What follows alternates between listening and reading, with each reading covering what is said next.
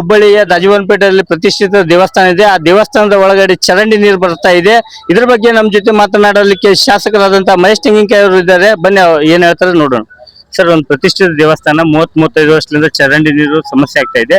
ಇದ್ರ ಬಗ್ಗೆ ತಮ್ಮ ಅಭಿಪ್ರಾಯ ಏನು? ನೋಡ್ರಿ, ಈ ರೀತಿಯಾದಂತಹ ಸಮಸ್ಯೆಗಳು ಬಂದಾಗ ಅಲ್ಲಿರ್ತಕ್ಕಂಥ ಕಾರ್ಪೊರೇಟರ್, ಅಲ್ಲಿರ್ತಕ್ಕಂಥ ಅಧಿಕಾರಿ ವರ್ಗಗಳು, ಶಾಸಕರು ಅದ್ರ ಬಗ್ಗೆ ಗಮನ ಹರಿಸತಕ್ಕಂಥ ಕೆಲಸ ಮಾಡಬೇಕು. ಅಧಿಕಾರಿಗಳು ಅದಕ್ಕೆ ಯಾವ ರೀತಿಯಾದಂತಹ ಸ್ಪಂದನೆ ಆಗಿ ಅದು ಯಾವ ರೀತಿ ಮಾಡಿದ್ರೆ ಸರಿ ಆಗತ್ತೆ ಅಂತ ಯೋಚನೆ ಮಾಡಿ, ಕಾರ್ಪೊರೇಟರ್ ಕೂಡ ಅದಕ್ಕೆ ಕಂಪ್ಲೀಟ್ ಆಗಿ ಸ್ವಲ್ಪ ಸಹಕಾರ ಕೊಟ್ಟು ಅಧಿಕಾರಿಗಳನ್ನು ಕರ್ಕೊಂಡೋಗಿ ಮಾಡಿಸ್ತಕ್ಕಂಥ ಕೆಲಸ ಆಗಬೇಕು.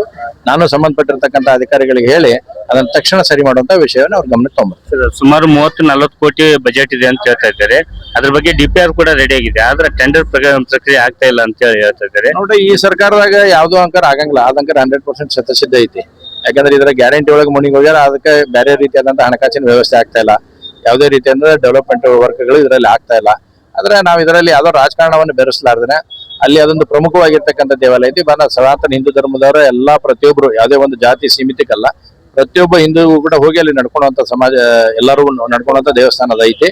ಹೀಗಾಗಿ ಅದಕ್ಕೆ ಸರ್ಕಾರ ದೌಡೋದ್ರ ಬಗ್ಗೆ ಗಮನ ಕೊಡಬೇಕು. ಮಹಾನಗರ ಪಾಲಿಕೆ ಸದಸ್ಯರು, ಅಲ್ಲಿ ಸ್ಥಳೀಯ ಶಾಸಕರಿಗೂ ಅವ್ರಿಗೂ ನಾನು ಮಾತಾಡೋದಕ್ಕೆ ಯಾವ್ದ ಸ್ಪಷ್ಟವಾಗಿ ದೌಡು ಸರಿ ಮಾಡಕ್ ಸಾಧ್ಯತೆ ಅದನ್ನ ಮಾಡತಕ್ಕಂಥ ವಿಷಯನ ಅವ್ರ ಗಮನಕ್ಕೆ. ಸಂಸದರಿಗೆ ಈ ರೀತಿಯಾದಂತಹ ಹಣಕ್ಕೆ ಇರಂಗಿಲ್ಲ. ಜನಕ್ಕೆ ಒಂದು ಅರ್ಥ ಮಾಡಕ್ ಹೋಗ್ಬೇಕು, ಯಾರ್ ದುಡ್ಡು ಯಾರಿಗೆ ಎಲ್ಲಿ ಕೊಡ್ತಾರ ಅನ್ನೋದು ಸ್ವಲ್ಪ ಸ್ಪಷ್ಟತೆ ಇರ್ಬೇಕು. ಇದನ್ನೆಲ್ಲ ಮಾಡ್ತಕ್ಕಂಥದ್ದು ಮಹಾನಗರ ಪಾಲಿಕೆ ಇರುತ್ತೆ, ಇಲ್ಲಕ್ಕ ಶಾಸಕರು ಇರ್ತಾರ. ಶಾಸಕರಿಗೆ ಅಂದ್ರೆ ಇವತ್ತು ರಾಜ್ಯ ಸರ್ಕಾರ ಕೊಡ್ಬೇಕು ದುಡ್ಡು. ಶಾಸಕರ ಸಂಸದರು ನೇರವಾಗಿ ಎಲ್ಲಿ ದುಡ್ಡು ಕೊಡಕ್ ಬರುದಿಲ್ಲ. ಅದನ್ನ ಕಾಮನ್ ಸೆನ್ಸ್ ನಮ್ಗಿತ್ತಂದ್ರೆ ಆ ರೀತಿಯಾದಂತ ಸಮಸ್ಯೆ ಆಗಿಲ್ಲ. ಸಂಸದರ ಕಡೆ ಕೇಳ್ತಾ ಇದೀವಿ.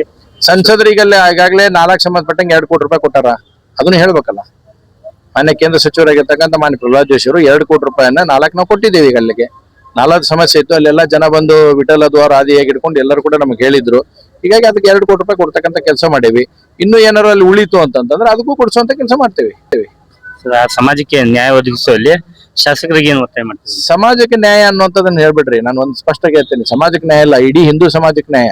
ನೀವು ಲಿಮಿಟೇಷನ್ ಮಾಡಕ್ ಹೋಗ್ಬಿಡ್ರಿ ಎರಡು. ಯಾಕಂದ್ರೆ ಆ ದೇವಸ್ಥಾನಕ್ಕೆ ಪ್ರತಿಯೊಬ್ಬ ಹಿಂದೂಗಳು ಹೋಗಿ ಶ್ರದ್ಧಾ ಭಕ್ತಿಯಿಂದ ಅಲ್ಲಿ ನಡ್ಕೊಳ್ಳುವಂಥದ್ದು ಆಗತ್ತೆ. ಅದು ಯಾವುದೋ ಒಂದು ಸಮಾಜಕ್ಕೆ ಸೀಮಿತವಾಗಿರ್ತಕ್ಕಂಥದ್ದಲ್ಲ. ದೇವಿಗೆ ನಾನು ಹೋಗ್ತೀನಿ ಅಲ್ಲಿ ಹೋಗ್ತೀನಿ, ಬೇಡ್ಕೊಂಡ್ ಬರ್ತೀನಿ. ಎಲ್ಲಾ ಚುನಾವಣೆದಾಗ ಗೆದ್ದಾಗಲಿ ಎಲ್ಲದರಾಗೂ ಕೂಡ ನಾವು ಅಲ್ಲಿ ನಿರ್ವಹಣೆ ಮಾಡುವಂಥದ್ದಾಗತ್ತೆ. ಹೀಗಾಗಿ ಇದಕ್ಕೆ ಯಾವುದೇ ರೀತಿಯಾದಂತ ಪಕ್ಷ ಭೇದ ಮರೆತು ಅದಕ್ಕೆ ಏನ್ ಸರಿ ಆಗ್ಬೇಕು ಆ ವ್ಯವಸ್ಥೆನ ಎಲ್ಲರೂ ಕೂಡಿ ಮಾಡುವಂಥದ್ದು ಆಗ್ಬೇಕು.